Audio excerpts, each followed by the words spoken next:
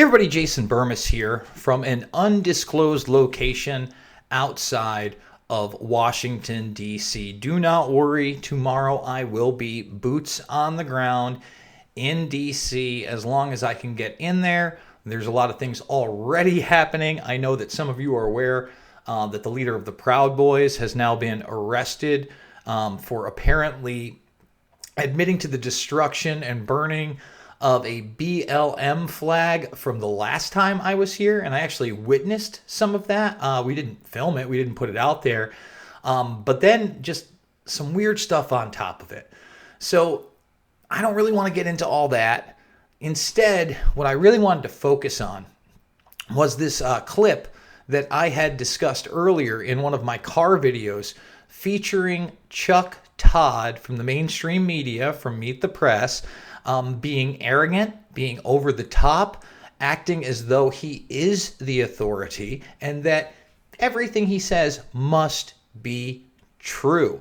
And he's doing this in front of Senator Ron Johnson. Now, one of the reasons I wanted to play this clip was not only because of the importance of media manipulation here, but because Ron Johnson has been at the forefront of not only these election integrity hearings, but at the forefront of trying to get the word out about early treatment via COVID-19. And he's one of the people that had Dr. Corey come out, talk about colloidal steroids, talk about what? Oh, ivermectin, etc. And he makes it a point in this interview to bring those things up again. Now, this interview goes all over the place. I'm warning you. Chuck Todd makes some pretty definitive, arrogant statements and then tries to lump anybody in who's questioning anything into the quote-unquote truther or conspiracy category. So without further ado, what I want to do is bring you Chuck Todd in all of his glory. Republican effort to delegitimize Joe Biden's election. 12 Republican senators and senators-elect say that they will reject the election results of swing states won by Joe Biden until an audit of alleged fraud is completed. They now have the support of the vice president. None of this has any chance of actually overturning the election. There was no widespread fraud, number one, but it looks like it's being done to curry. Right there, Chuck Todd, he's done his own investigation. Okay, and again, I want to make it clear, we're not saying we have evidence of widespread voter fraud in this particular video, and that is not what we are espousing. But to think somebody like Chuck Todd has done a thorough, unbiased investigation into what happened in the election is more than laughable. But again, Chuck Todd is going to build Chuck Todd's mainstream narrative. Favor with President Trump and his supporters. And among the senators taking part is Ron Johnson of Wisconsin. And to his credit, he's agreed to join me this morning. Senator Johnson, welcome back to Meet the Press. So I want to start with this. Last month, you told a newspaper in your home state that you would not object to the Electoral College certification, quote, unless something surfaced. There have been 57 cases filed by the president or his allies.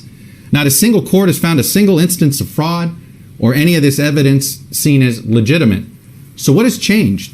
So I do want to say this, there he changes the narrative just a little bit. He says not a single judge has found a single piece of evidence for fraud, but now it's not widespread fraud.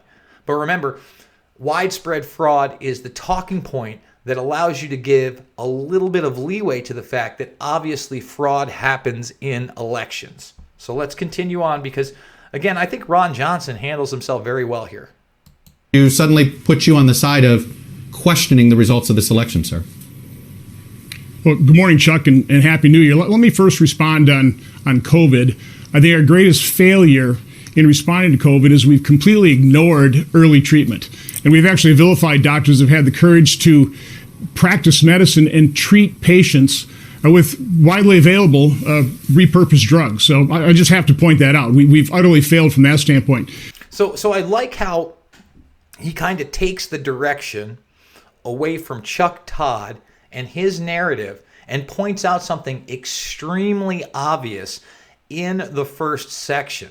Okay, in the first part of this segment. Now, that's not going to garner him any favor with Chuck Todd or anybody in the mainstream media, but it may have someone who's sitting there watching this thinking to themselves, wait a minute, is that true? Are doctors being vilified for treating patients successfully with repurposed drugs? To answer your question, I would ask that all your listeners, ask our critics to actually read the letter. One of the points we make is that we are not acting to thwart the democratic process. We're acting to protect it.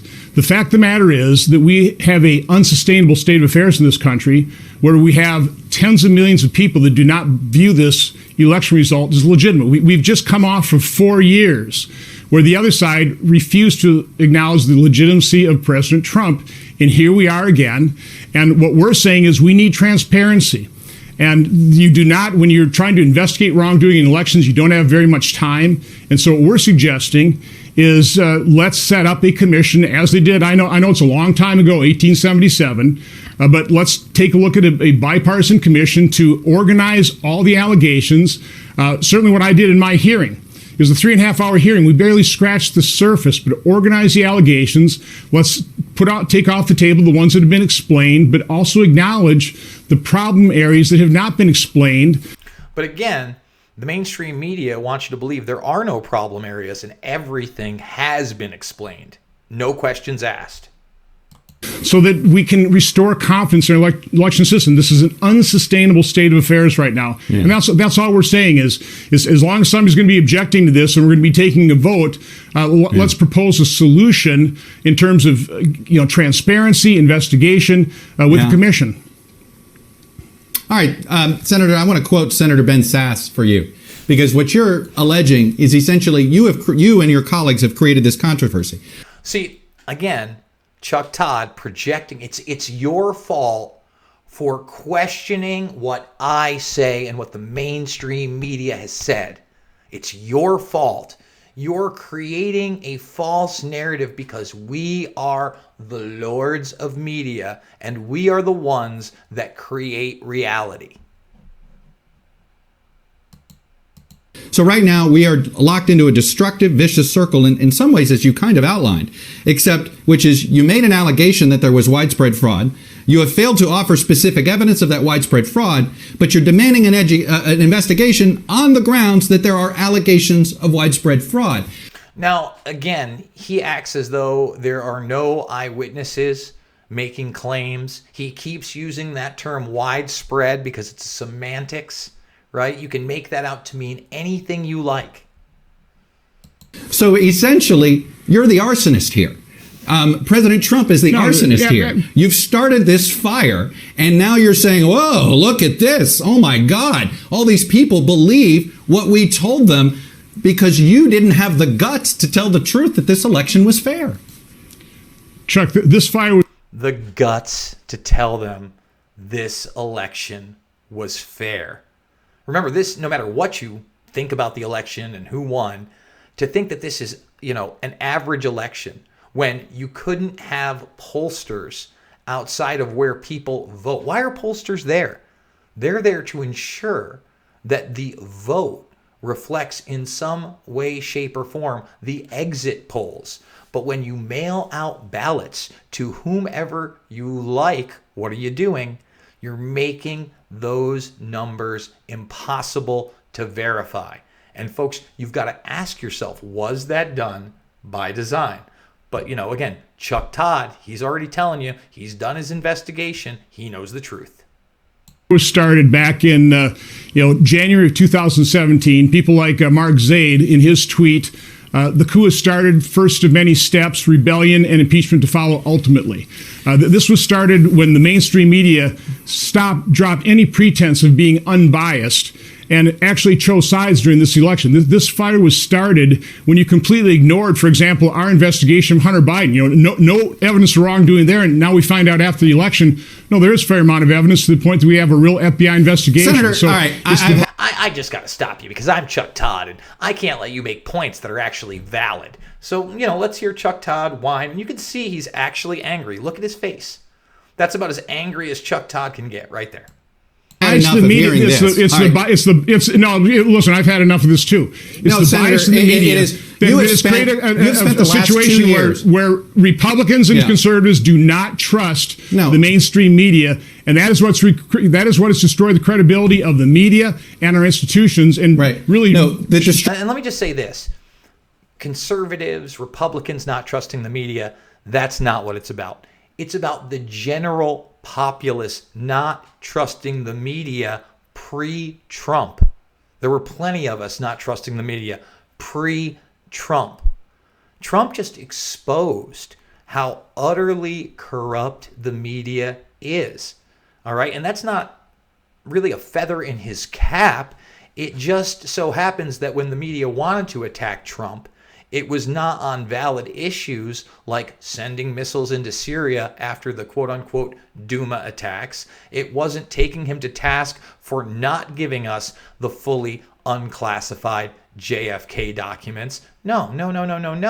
Instead, it was media-created narratives of Nazism and racism and white power, when in fact it is the military-industrial complex, and with Trump's aid, in reality, that has caused what? A genocide in Yemen.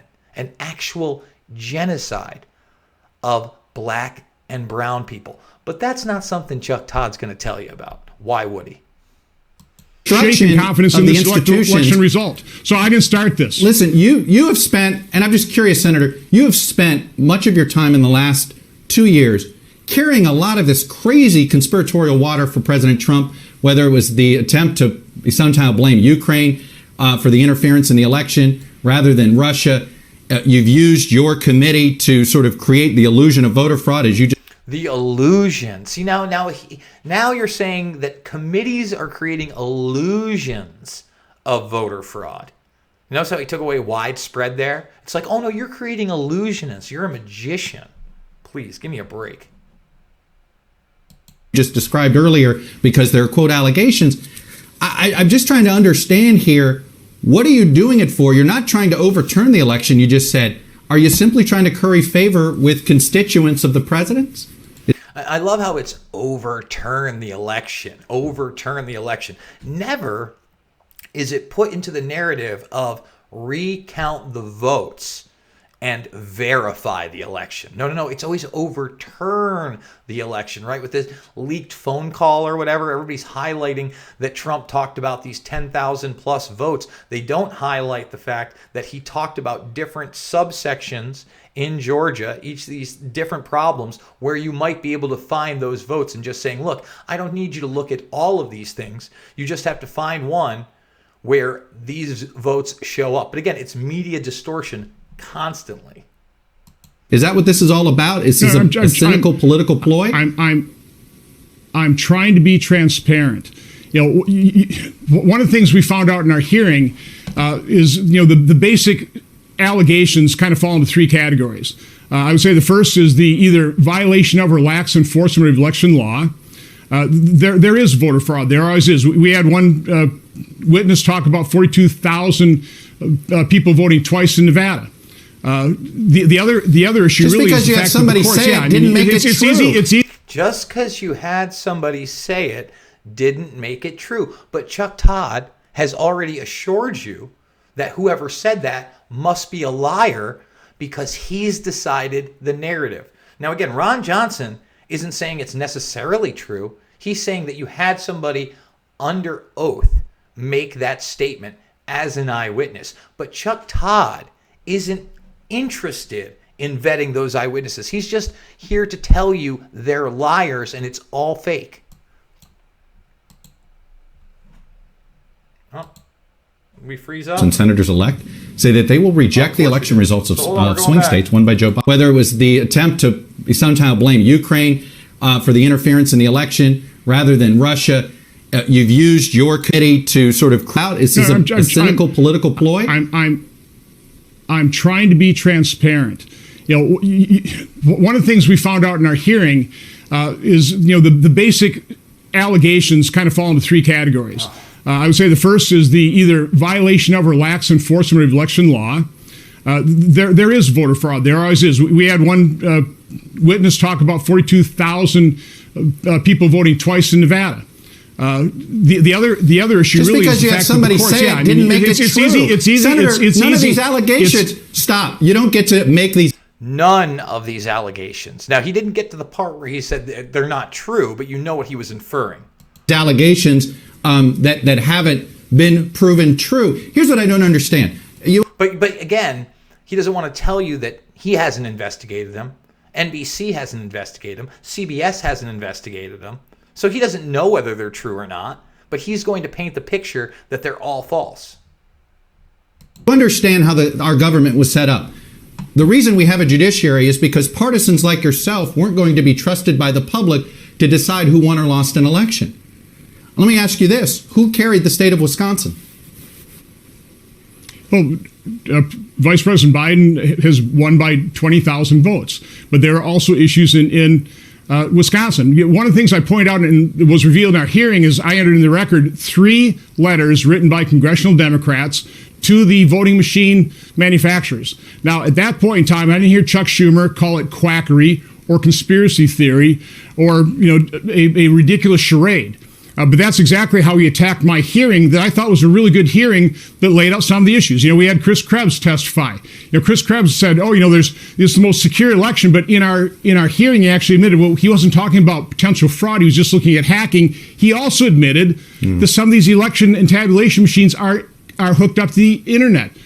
Not only hooked up to the internet, but again, he kept saying again and again and again, and the media parroted it, that this was the most secure election in history. And we did the video with Rand Paul explaining that had nothing to do with anything but what?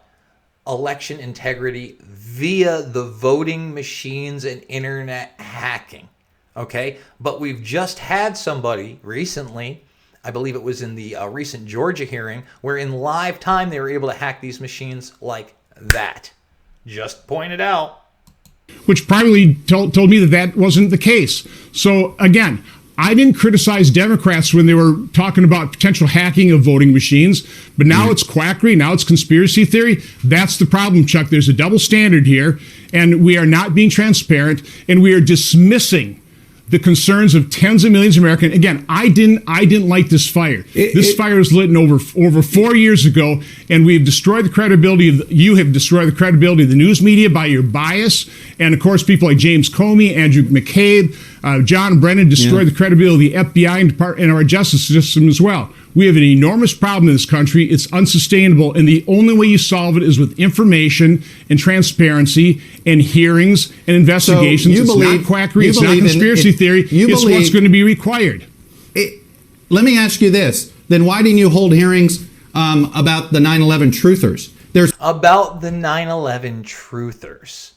Now, you know how I feel about the term truther. Not, why didn't you hold hearings about the truth about 9/11? Why didn't you question Joe Biden when he revealed that he met with the head of the Pakistani ISI who had made a $100,000 wire transfer pre-9/11 through Omar Saeed Sheikh, General Mahmoud Ahmed, he did this, to Muhammad Atta? Again, he wired him $100,000 just before the attacks. The government's claim is that it only took about $500,000 for the attacks.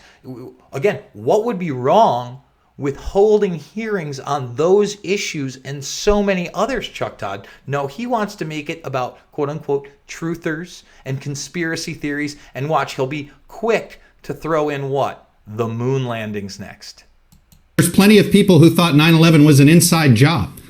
So what you're basically saying is that there's enough people who believe in conspiracy theory. If there's enough people who hold, figure was the most relevant issue. You're going to do it. How about the moon landing? Obviously, how about the moon landing? How about the moon? See, he's not interested in the discussion. He's interested in trying to smear not only Ron Johnson, but the idea that there could have been any fraud, or that the idea that we weren't told the truth about 9/11. You see how that works? Are you going to hold hearings on that? What I would like to hold hearings on, what I was talking about, and why did we not spend hundreds of billions of dollars exploring early treatment? Why did we vilify doctors who had the courage to treat COVID patients, practice medicine, try and find available, cheap, repurposed drugs to do so. Why I'd love to hold hearings on that. There are all kinds of things that I'd like to hold hearings on. You have to kind of pick and choose based on priorities. Right now, we have this election. We've got tens of millions of Americans that think this election was stolen. We need to get to the bottom of it. Again, what's explained, we need to explain it, get that off the table. But we also have to acknowledge there were some real problems here. There's some issues that need to be explored and investigated. You got to ask yourself, when you tell people a million times that something was stolen or something was fraud, and then they believe it, I think you need to look in the mirror and ask yourself why so many people. Well, just like the media said that, Trump wasn't going to get all the minority votes, but that he did. And, the media was only really right about one thing on the election, that it would look like Trump won the night before, but in the days that followed, somehow Biden would find enough votes. The red mirage is what they called it. But Chuck Todd doesn't want to talk about that. And again, props to Ron Johnson for continually trying to bring up the COVID-19 repurposed drugs. Guys, that is going to wrap it up for this video. Again, I am outside of DC. I will be in DC early tomorrow covering whatever is going down. Make sure to thumbs the video up, subscribe, share the content with other people, and remember, the GoFundMe is down below. You can support me through that. $5, $10, $15, big donors. You mean the world to me. And remember to Rockfin, Rockfin, Rockfin. I'm going to try to put this up on Rockfin as well, but I got to tell you right now, the internet here is not too great. I got to tell you. So I'm doing my best, and guys, I love you. I'll see you all